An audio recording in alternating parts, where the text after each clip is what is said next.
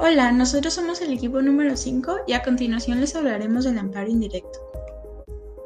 Hola, mi nombre es Karen y yo les voy a hablar sobre el amparo indirecto. ¿Qué es el amparo indirecto? Es un juicio de control constitucional que se tramita ante juzgados federales para proteger los derechos y garantías de las personas ante actos de autoridad, inconstitucionalidad de una ley federal o local, tratados internacionales o reglamentos y en los casos de invasión de esferas entre los poderes de la Unión. ¿Cuál es el marco jurídico del amparo indirecto?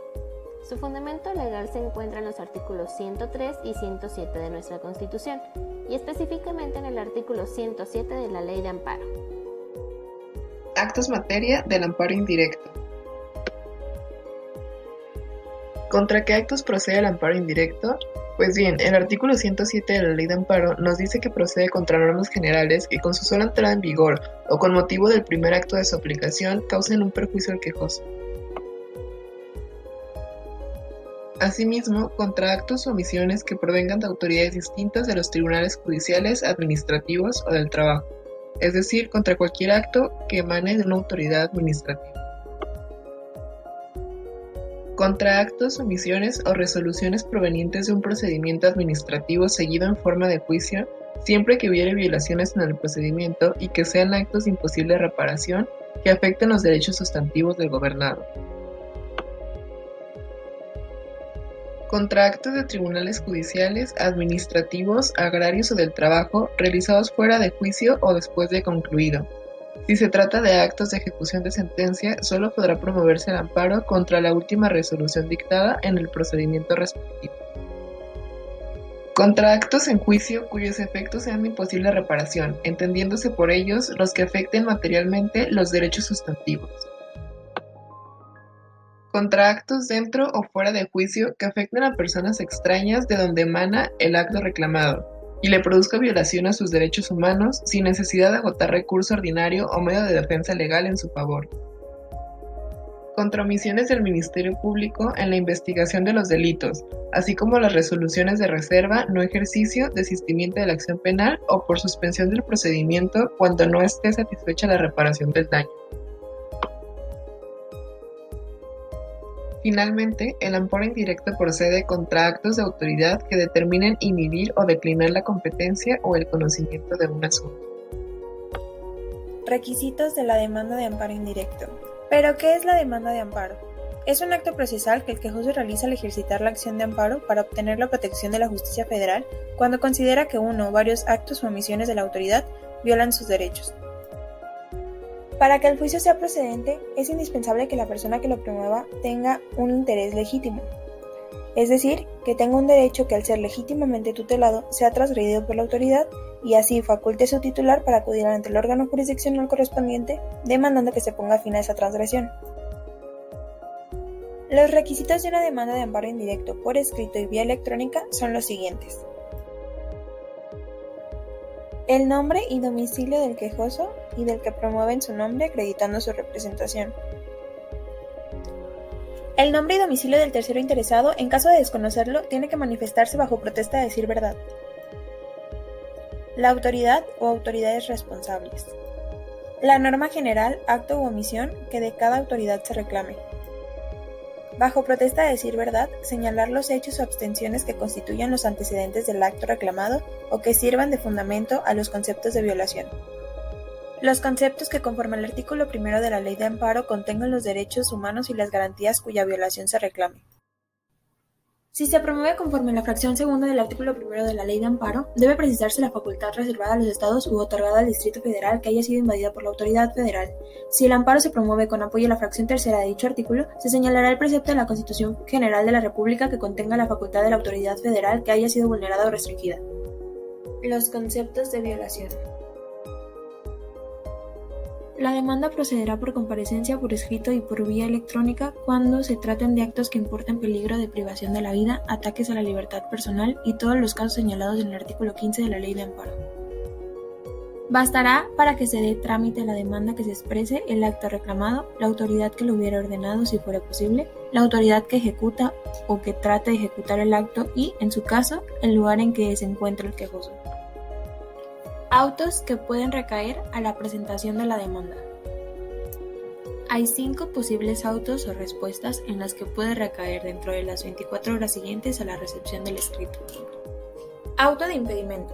Los jueces, magistrados, ministros de la Suprema Corte de Justicia de la Nación y las demás autoridades facultadas para conocer del juicio de amparo están obligadas a emitir este auto para excusarse de conocer de un juicio de amparo por encontrarse en alguno de los supuestos marcados en el artículo 51 de la Ley de Amparo. Algunos de los casos son, por amistad estrecha o enemistad manifiesta con alguna de las partes, sus abogados o representantes, si han sido abogados o apoderados de alguna de las partes en el asunto que haya motivado el acto reclamado o el juicio de amparo, se aconsejaron como asesores la resolución reclamada. Auto de incompetencia. Se dicta cuando el juez carece de atribuciones o facultades constitucionales o legales para resolver la controversia que le fue planteada. Para que un juez de distrito sea competente para conocer de un asunto, se tiene que analizar cuál es el acto u omisión que se reclame dependiendo de 3 factores. Competencia en razón de vía. Vía directa. Cuando se reclamen los actos de acuerdo con el artículo 170 de la Ley de Amparo, por ende dicho amparo es competencia del Tribunal Colegiado de Circuito. Vía indirecta. Procederá cuando el acto reclamado por el quejoso o quejoso se sujete a los actos u omisiones señalados y descritos en el artículo 107 de la Ley de Amparo. Competencia en razón de materia. Los juicios de amparo se dividen en amparo laboral, civil, penal y administrativo. Dependerá del juicio original donde se emitió el acto u omisión para determinar qué ramo del derecho pertenece. Esto dotará de competencia en razón de materia a un determinado órgano jurisdiccional. Competencia en razón de territorio. Es esencial para determinar la competencia por materia, así como para identificar 2 tipos de actos reclamados, los que requieren material de ejecución y los que no requieren material de ejecución. Auto de desechamiento por notoria improcedencia. Se emitirá este auto cuando el juez de distrito no tenga dudas de que la demanda se ubica en uno de los supuestos de improcedencia de manera manifiesta e indudable, así que la desechará de plano recordando que las causas de procedencia serán de acuerdo con el artículo 61. Cuando el juez tenga dudas sobre esta improcedencia del juicio deberá admitir la demanda y una vez que haya sustanciado el juicio y tenga pruebas de que es improcedente podrá sobreseer el mismo. Auto de prevención. Se emite cuando una demanda es oscura, pues recaen los siguientes supuestos: que no reúne todos los requisitos legales, que no especifica de manera correcta y concreta algún punto de la demanda, que hubiera alguna irregularidad en el escrito, no exhibir las copias necesarias de la demanda o que no se acompañara el documento que acredite la personalidad o resulte insuficiente. Auto de admisión de demanda. Será emitido este auto cuando no se recaigan los supuestos de los autos señalados con anterioridad, es decir, cuando no haya improcedencia, cuando se tenga competencia y las facultades para conocer del asunto, cuando no existe impedimento alguno y en casos del auto de prevención que sea aclarado en tiempo y forma. El órgano jurisdiccional procederá a admitir la demanda y señalará el día y la hora para que la audiencia constitucional sea celebrada dentro de los 30 días siguientes. Contenido del auto de erradicación. El auto de erradicación es aquel escrito a través del cual el juez de distrito competente admite la demanda de amparo. De conformidad con el artículo 115 de la Ley de Amparo, el auto de erradicación debe contener lo siguiente: hora y fecha para la celebración de la audiencia constitucional, que deberá ser celebrada dentro de los 30 días siguientes a la admisión de la demanda. Se pedirá el informe con justificación a las autoridades responsables en el que deberán exponer las razones y fundamentos que estimen pertinentes para sostener la improcedencia del juicio y la constitucionalidad del acto reclamado. En caso que lo hubiere, se ordenará correr traslado al tercero interesado. Finalmente, en su caso, se tramitará el incidente de suspensión en términos de lo establecido por el artículo 128 de la Ley de Amparo. Se ordenará la apertura del incidente de suspensión de los actos reclamados por duplicado y por separado. El siguiente tema es el informe justificado. ¿Qué es el informe justificado?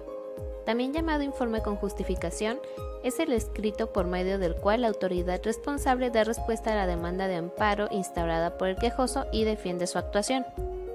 ¿Cuál es su finalidad? Dar la oportunidad a la autoridad responsable de demostrar la constitucionalidad del acto que se le imputa y, estando a cargo del quejoso, por regla general, la obligación de probar lo contrario. Reglas generales del informe justificado. Se encuentran señaladas en el artículo 117 de la Ley de Amparo, entre las que versan: primero, ser presentado por escrito o por medios magnéticos en un término de 15 días a partir de la notificación del escrito inicial.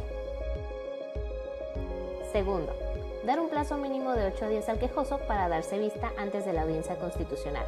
Tercero, En caso de no presentarse, serán tomados como ciertos los actos reclamados contra la autoridad responsable. Cuarto, se expondrán las razones o fundamentos pertinentes para sostener la improcedencia del juicio y la constitucionalidad o legalidad del acto reclamado. Y quinto, ser acompañado de las constancias necesarias para apoyarlo. A continuación, hablaremos de la ampliación de la demanda. En nuestra Ley de Amparo, en su artículo 111, nos menciona que se podrá ampliar la demanda cuando no hayan transcurrido los plazos para su presentación y cuando el quejoso tenga conocimiento de actos de autoridad que guarden estrecha relación en los actos reclamados en la demanda inicial. El plazo a que hace mención la fracción 2 es de 15 días y debe computarse a partir del día siguiente a aquel en que el quejoso haya tenido conocimiento o se ostente sabedor del acto reclamado o de su ejecución y que no se haya celebrado la audiencia constitucional. El agraviado puede ampliar su demanda de amparo, o mejor dicho, completar su demanda, ya sea en la vía directa o indirecta, cuando no haya vencido los plazos legales para su presentación. Hola, mi nombre es Melissa y yo les voy a hablar de la audiencia constitucional. Primero, ¿ante qué autoridad se desarrolla? Los juzgados de distrito y los tribunales unitarios de circuito son los competentes para conocer del juicio de amparo indirecto, así como las autoridades de orden común en auxilio de los órganos jurisdiccionales. ¿Cómo se desarrolla la audiencia? La audiencia tiene 3 periodos procesales, que son el probatorio, alegatos y sentencia. Primero, el periodo probatorio.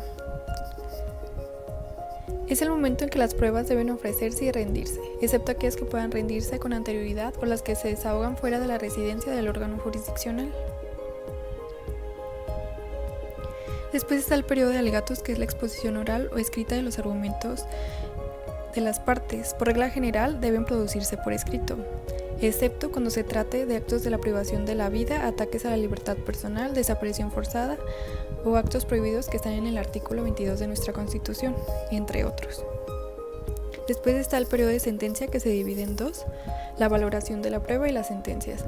La valoración de la prueba se refiere a la fuerza o eficacia de la comprobación de los medios preparatorios y las sentencias solo se ocupan de los particulares que la habrían solicitado, limitándose a amparar y proteger. La resolución puede ser que se conceda el amparo, se niegue, se sobresee o se conceda un acto reclamado y se niegue otro. El siguiente tema es el ofrecimiento de pruebas. La Ley de Amparo, en su artículo 119, regula la posibilidad de ofrecimiento de todas las pruebas que sean necesarias. Estas pueden ser la documental, testimonial, pericial, inspección judicial o cualquier otra. Se deberán exhibir original y copias para cada una de las partes y por escrito. Deberán ofrecerse y rendirse en la audiencia constitucional. Las pruebas testimonial, pericial, inspección judicial o cualquier otra cosa deberán ofrecerse a más tardar 5 días hábiles antes de la misma audiencia. Si faltan copias, se le dará un plazo de 3 días para que puedan presentarlas. De no hacerlo, se tendrá por no ofrecida la prueba. Las únicas pruebas inadmisibles en el amparo son la confesional por medio de oposiciones, las que vayan contra la moral y las que atenten contra el derecho. Ahora hablaremos de las causas de suspensión y diferimiento de la audiencia constitucional. Aunque no se haya fijado fecha para celebrar la audiencia constitucional, existen causas que impiden la realización inmediata y obligan al juzgador a posponerla. A esto se le llama diferimiento. Y las causas son cuando no se rindió el informe justificado en el plazo de 8 días o cuando no se le hayan dado a las partes copias o documentos que solicitaron. En este caso, el órgano jurisdiccional le pedirá a las autoridades correspondientes que los entreguen. Cuando la audiencia constitucional se difiere, se señala una nueva fecha para su celebración. En cambio, la suspensión ocurre iniciada la audiencia, paralizándose su continuación. Las causas de suspensión son cuando alguna de las partes presenta un documento que sea objetado como falso y este sea decisivo para resolver el amparo, y cuando no se objeten documentos presentados en la audiencia. Hola, yo soy Ana y yo les voy a hablar de la suspensión del acto reclamado en el amparo indirecto. La suspensión del acto reclamado es una figura jurídica dentro del amparo que supone una protección al quejoso para mantener las cosas en el estado en que se encuentran. La suspensión del acto no es más que ordenarle a la autoridad responsable se abstenga de ejecutar el acto hasta en tanto el órgano jurisdiccional dicte sentencia definitiva en donde se resuelva la procedencia o improcedencia de conceder el amparo y la protección de la justicia federal al quejoso. El objeto de otorgar la suspensión es restablecer provisionalmente al quejoso el goce del derecho violado y protegerlo de perjuicios de difícil o imposible reparación si es que se llegase a ejecutar el acto. ¿Cuándo puede solicitarse? Se puede solicitar en cualquier tiempo hasta en tanto se dicte sentencia ejecutoria, y va a surtir efectos desde el momento en que el juzgador pronuncia el acuerdo relativo y este no sea recurrido por las partes. Para que el reclamado pueda ser objeto de la suspensión es necesario que se cumplan con los siguientes elementos. El primero de ellos es que se atienda a la naturaleza del acto reclamado. El segundo es que se atienda a la apariencia del buen derecho e interés social. El tercero es que se otorgue garantía suficiente para responder de los daños y perjuicios. Y el cuarto es que sea un acto de imposible reparación. ¿A qué se refiere la naturaleza del acto? Aquí, el órgano jurisdiccional deberá atender al derecho que se dice violado, en donde realizará un examen del concepto de la violación aducida y además un análisis del hecho o acto que entraña la violación, sin prejuzgar la constitucionalidad o inconstitucionalidad del acto reclamado. La apariencia del buen derecho e interés social, también entendido como interés social y disposiciones de orden público, en esta, el juzgador debe considerar que de otorgarse la suspensión del acto, se continúa el funcionamiento de centros de vicio, se permita la consumación o continuación de delitos o cualquiera que contravenga el orden público y cause repercusiones sociales de gran afectación. La garantía es una caución que el quejoso exhibe para, en primer lugar, que la suspensión surte efectos y, en segundo, garantiza la reparación del daño e indemniza los perjuicios que la suspensión causaría al tercero en caso de no obtener sentencia favorable por el tiempo que la suspensión o, en su caso, el juicio dure. Por su parte, la contragarantía es una caución que el tercero puede exhibir para dejar sin efecto la suspensión. Esta debe ser suficiente para pagar daños y perjuicios que sobrevengan al quejoso y además debe cubrir el costo de la garantía que otorga el quejoso. Únicamente se puede exhibir una contragarantía siempre que de ejecutarse el acto reclamado no se deje sin Los actos de imposible reparación son aquellos que de ejecutarse afectan directamente los derechos fundamentales del particular que están consagrados en la Constitución Política de los Estados Unidos Mexicanos y los tratados internacionales y que no podrían repararse aun cuando se obtenga una sentencia favorable. Saber que la ley de amparo establece dos formas de otorgar la suspensión. La primera de ellas es de oficio y está en el artículo 126 y la segunda es a petición de parte que está consagrado en el artículo 128. La suspensión de oficio procede de manera unilateral en los casos que señala la ley en el artículo 126. El juzgador, en ejercicio de sus facultades, la hará valer en atención a la notoria urgencia y la necesidad de conservar la materia del juicio, debiéndola hacer valer en el auto de admisión de demanda y notificando de inmediato a la autoridad responsable por cualquier medio para su inmediato cumplimiento. Por su parte, para otorgar la suspensión a petición de parte es necesario que se cumplan los siguientes requisitos. El primero de ellos es que la debe solicitar el quejoso a la autoridad que conoce del juicio expresamente hasta antes de dictar sentencia ejecutoria. Y el segundo es que no se siga perjuicio al interés social ni se contravengan disposiciones de orden público. Se otorga la suspensión provisional hasta en tanto se resuelva la procedencia o improcedencia de conceder la definitiva en el juicio. Dentro de los 5 días siguientes se celebrará la audiencia incidental, en donde se le otorgará 48 horas a la autoridad responsable para rendir su informe previo después de haber sido notificado. En caso de negarse la suspensión, la autoridad podrá ejecutar el acto reclamado. Al dictar la suspensión definitiva, esta debe contener la fijación clara y precisa del acto reclamado, la valoración de las pruebas admitidas y desahogadas, las consideraciones y fundamentos legales en el que se apoye para conceder o negar la suspensión, y los puntos relativos que exprese el acto por el que se concede o niegue la suspensión y los efectos de esta. Por último, estos son algunos puntos a considerar. Primeramente, el juzgador va a resolver en un plazo de 24 horas a partir de la solicitud de la suspensión. Y en segundo, únicamente se van a admitir las pruebas documental y la de inspección judicial. Por nuestra parte, eso sería todo y agradecemos a todos por su atención.